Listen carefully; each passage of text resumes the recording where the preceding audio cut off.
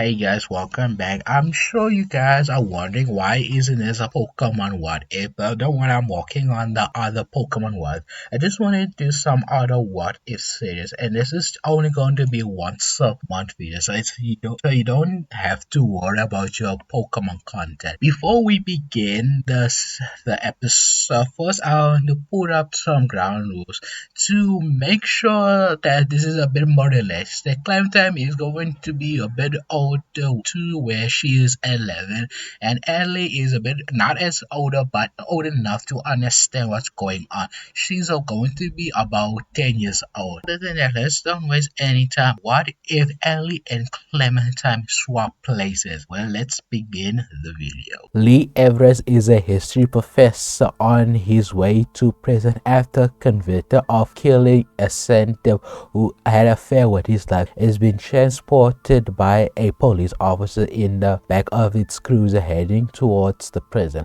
But unfortunately, the officer tries to engage with the prisoner, but Lee keeps to himself and actively ignores the officer. But deep inside his actions, he knows it's bad, and he's not a bad man, but he's a killer. He killed someone, which makes a difference. This stain on his history and his family reputation cannot even imagine. He can't even imagine their reaction upon hearing the news. As Lee brings himself out of a thought, as the police officer mentioned that he thinks Lee is innocent, even though Lee wanted to say something back to the officer, but he quickly stops himself, either trying to avoid getting angry or just simply accepting the truth that he did kill someone.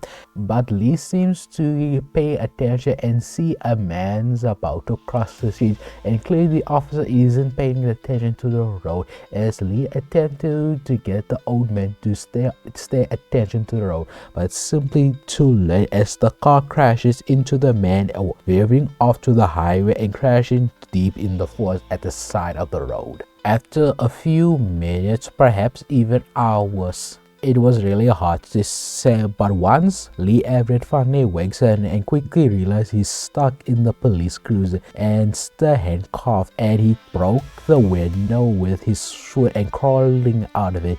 He says to himself he needs to get himself free, and he calls for help, hoping he won't get more into trouble with the law. And besides, it was the officer's fault for not paying attention to the road.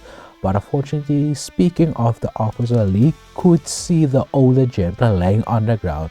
Without even checking his pulse, as Lee walks over, you could clearly tell the man is already bad, as his head have landed so hard it broke his neck. And Lee simply said, "That's just messed up, man." But he does notice a key by the officer's belt. Unsure what to do next, he slowly grabs the key and begins to unlock himself. But as soon he frees himself from the shackles, the officer begins to move towards Lee. Luckily, the younger man managed to get out of it, but he simply fell on his butt and quickly crawls back from the dead officer, and he cries for help for anyone to rescue him.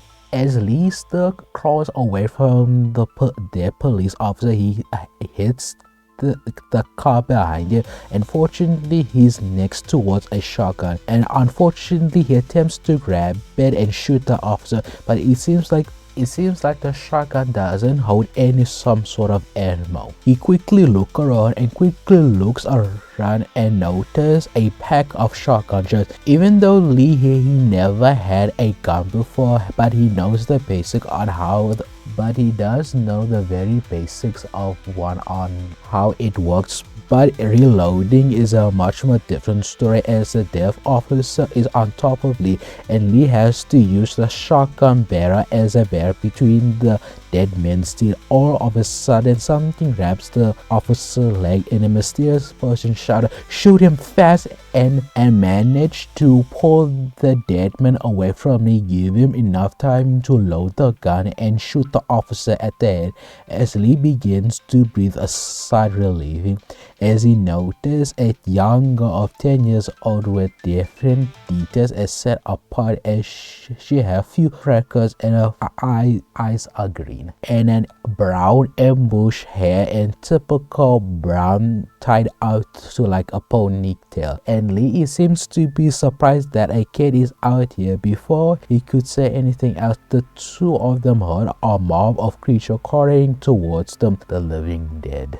The younger yelled, "We need to get out of here fast," as she quickly helps Lee as Lee is stumbling up, but he quickly realizes his leg is brutally injured from the car accident, making it harder for him to run. But luckily the girl helps him on with the walking and helps him able to run, and using the shotgun allowing him to lean on something, giving Lee a much more supporting thing, able to run more efficiently as they make their way towards the forest, and they see a very high fence and pretty secure looking.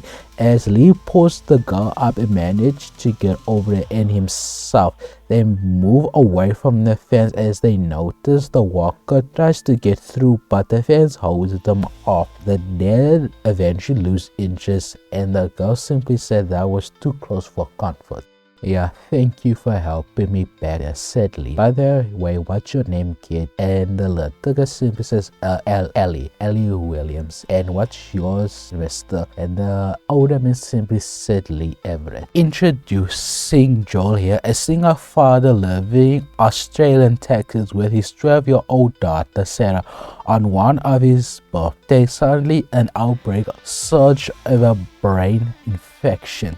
Organism from an unknown fungus rapidly spread throughout the United States as Joel and Sarah met up with Joel's brother Tommy.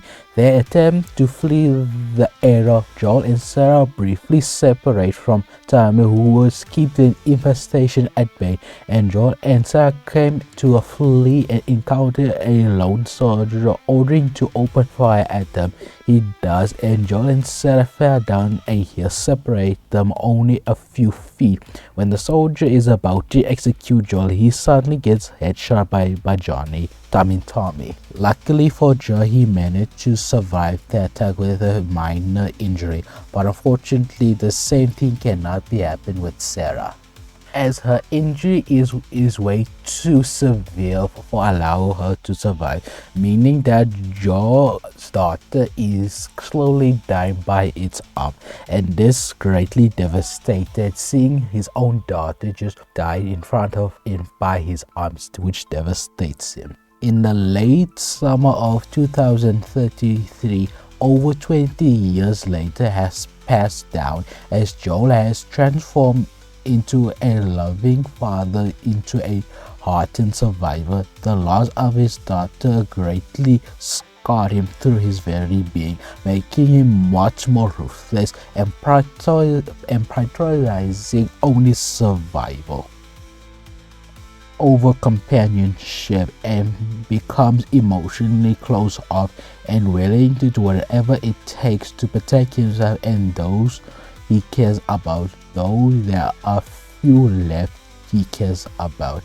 And Joel has become a smuggler in the bleak post-apocalyptic society in Boston quarantine zone with his partner friend Tess. They are frankly sneaking out of the city illegally to trade other survivors. After coming back from a deal with the other client, Tess explains that to Joe that she has been attacked on the way back by two men who intend to kill her. The two sets out to find a local arms dealer, and Robert was the one who stole their guns from. After moving around the city and avoiding government work, Joel and Tess encounter a resistance from Robert's men. However, Joel and Tess easily kills them off, showcasing their ability to survive. And once they find Robert, he was confused that he sold the guns because he owed them the fireflies. Angered by this revelation, Tess attempted to shoot Robert twice in the head. They then decide to find the fireflies and explain what happened and returning their guns back. And once they set out, they encounter Marlene, the head of the Firefly, who told them she will be a part with the guns and double the payment if they agree to smuggle something out of the city for her. Once Joel and Tess discuss the agreement and thinking of all the possible ways this could be a job or it could be too risky, but ultimately they accept the job as they set out to the safe house that Molly is taking them to. And once they have arrived, but unfortunately Molly did took a serious injury. She attempted to shake off the pain, but unfortunately the pain is too much for her and is forcibly has to sit down for a moment while. And I notice a small figure quickly rushes to Marlene, and Joel and Tess are quickly taken by surprise and pull out their gun as a safety precaution. But unfortunately, the figure isn't interested in the two survivors. It's interested to Marlene and trying her best to make sure the injury isn't too serious that she might be killed by this. And once the small figure reveals herself to reveal a 14-year-old girl with brown eyes, short curly brown hair tied up to ponytails, wearing a baseball cap with a big D logo, a purple jacket, blue jeans, and brown boots. And they were surprised by the girl's appearance, and Joel and Tess kept their distance, but the girl was heading out and stayed close to her friend. Malini explains that Clementine is not one of them, but someone is trying to help. But the girl seems to be quiet, indicating this kid seems to be a quiet person, doesn't talk much. But the girl did reply fine. Once it's revealed that Marlene wants the two of them to sneak Clementine out of the city for them to give her to the Fireflies. This confuses too. She is the item they need to carry out. And this leads to confirm the Marlene said yes, she is, you can say, very important, but it seems very suspicious and the two needs more convincing, as they simply say, why the hell do we need to sneak this little girl out of the city? Give us a reason why. And Marlene simply says, I can't disclose that information, you just need to trust me. And they simply protest, how do we even know even have the gun? If we don't even have the gun to begin with, it will be a complete waste. I need to check out to confirm if this deal is right. As Marlene simply agree with Tess, and she's willing to show Tess of the guns. And Marlene simply said, Joe, could you please escort Clementine somewhere safe? And Joe with a simple garage saying fine then. As Joe simply turns to Clementine, and this simply shows to something surprised within him that he hasn't seen a long time, an innocent girl. But regardless, he doesn't care about that nonsense. He's just doing the job. As come on Clementine, follow me. And Clementine, being the quiet girl and has no objective, simply follows Joe. Even Joe likes the quiet, as the two manage is going towards a quiet place to stay low for a while until Tess returns to them. But for Joe knows for a fact that kids likes to talk, and for Clementine to stay quiet for a long time seems to be a scary thought, so it wouldn't hurt just to talk to her slightly. So he asks, why does Marlene want you to head towards the Fireflies? And it seems like the girl knows the reason why, but she keeps quiet for now, and Joe noticed that, but it doesn't bother to press forward. So Joe simply asks a different question, where did you get that hat from? And Clementine seems to perk up of the question and simply says, I got it from my dad. He used to take me to a baseball game almost all the time, and there's this certain team that he has a lot of favorite, so he gave me his precious thing into what his favorite hat, and just simply reply, well, that's something that's quite nice. And this made Joe slightly smart, but it's very hard for anyone to notice. So Clement gave another question to Joe. Do you have a family member or friend gave you something important to you? And Joe immediately shrank down his smile into a frown, and the son simply takes takes the moment, and Clementine seems to notice it. And the only question answer that she got is, let's just get towards the hideout quick. As Clementine being a girl that is pretty good at noticing in through people, and she noticed that question got Joe pretty upset, and Clementine quickly returns the answer, I'm sorry if that answer, and Joe simply replied, just drop it, let's be quiet for now. And Clementine seems to reply, okay then. As the two manage to find a good apartment to lay down, as Joe simply is putting up his boot towards a broken down couch, and Clementine remembers, what am I supposed to do, as Joe tries to get some disease, and Joe simply replies, I'm sure you can imagine. And Clementine is simply scouting out her surrounding in the house, and Clementine notes there's a broken watch on Joe's wrist, and Clementine simply says, you know you have a broken watch, right?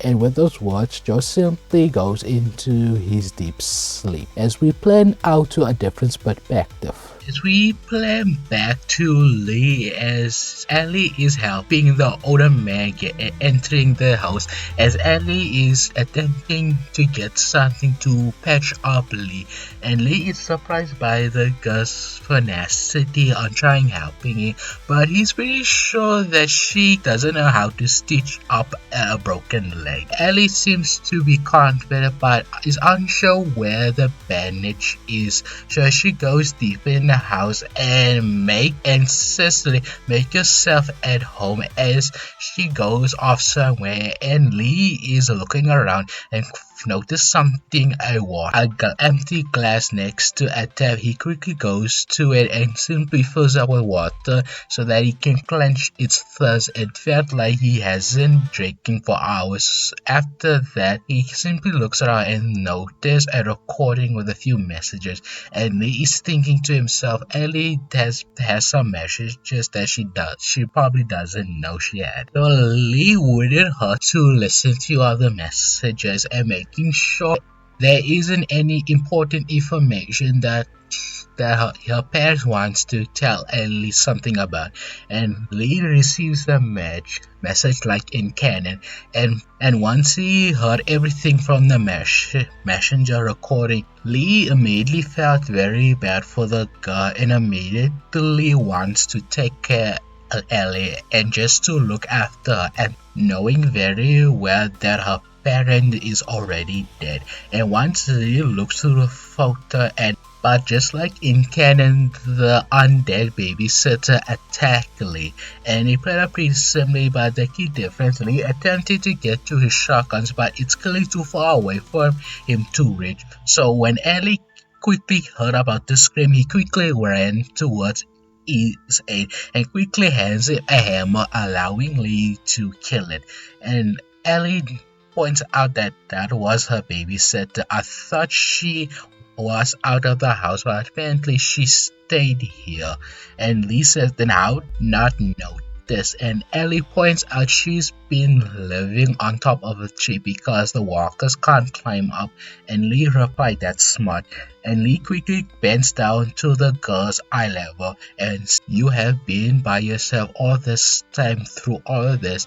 And Ellie seems to be sad by this and simply said yes, and she likes her parents to come home now. And Lee replied to her, until then I'll take care of you if that's okay. And Ellie seems to be smiling at it for once she has company, and notice that Lee noticed of this girl that she doesn't like being alone. And Ellie simply said, what if my parent wants to come home and I'm not there? But Lee seems to unsure how to answer her and simply said, then we just have to find them by ourselves. And Ellie seems to agree the idea that she doesn't want to be waiting for them, rather she wants to find herself, and quickly said yes, but how? And she simply asked, when are we going then? And Lee quickly thinks about it and quickly said, we need to get out of here before it gets too dark. And Ellie seems to agree because the walkers Walker seems to get out of the night much more often in the daytime, as Ellie seems to quickly gather her things and quickly picks up the other side of her walkie-talkie and simply gives it to Lee, and simply suggests in case we somehow get lost and we need to reach to each other. And Lee replied, that's quite smart actually. And Ellie seems to be smiling at Lee's praise. And once Ellie seems to gather up her things, and Lee seems to pack up everything that he needed in the house and managed to strap on his shotguns and aim and load it up just in case something might get too dust. Throughout this section in the story, everything will play out the same. Throughout this section of the game, Ellie is more talkative than Clementine here, and once Lee helps the two boys get out of the city in a pickup truck and goes to the farm named a very old mysterious guy, and once the older gentleman helps Lee to fix up his leg, the two simply heads into the farm, noticing people are also sleeping. As they enter rest out, it goes pretty similar, where Lee attempts to help everyone and also talk to some guy, and Lee talks to Kenny just like the original, but unfortunately once the walkers attack the boys, Lee can only help one, and regardless, Lee would probably choose to save the younger kid, so he chose to save the dog, and Kenny seems to be noticed, but unfortunately could not save the other kid that helped him to pick up in his truck, allowing that young guy to die from the walkers, as his father is forced to put him down being eaten, and this forces the older man to kick out everyone in the farm. And this plot, just like in the original, where Lee and Kenny and his family and they had to quickly rush to a shopping mall, not just any shop, a family business that Lee knows where to well from. And this pretty much played out in a very similar, as Kenny attempted to defend his son against a very grumpy man named a guy named Larry. Things will play a bit differently because Ellie is much more friendly to Doc than Clementine.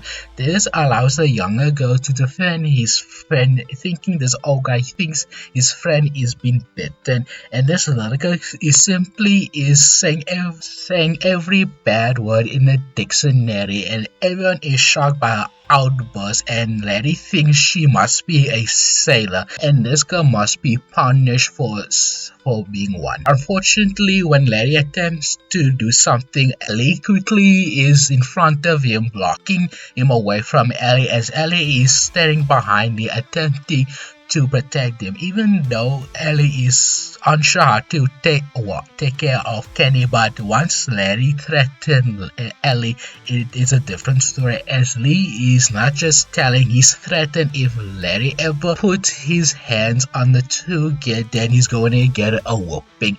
And Larry simply mocked that Lee can think he could whip him, and Lee simply replied, "You want to bet?" But unfortunately, the walker screamed to get everyone in tension, and it pretty much made the whole group much more quiet, as they also noticed a bunch of military tanks moving around, and not to mention they seem to hear much more walkers as they're drawn to that tank, and everyone is attempting to stay quiet. And once the horror scream simply dies down, everyone simply is much more quiet, and Lee seems to get a heart attack, and this pretty much plays pretty much the same, as we plan out to a different perspective, as Joel is getting nightmares the night that he lost his daughter. But once he wakes up, he notices hours has passed and it's nighttime, as Clementine seems to stand at the window as she plays with her pocket knife. But once Clementine notices Joel has finally awoken,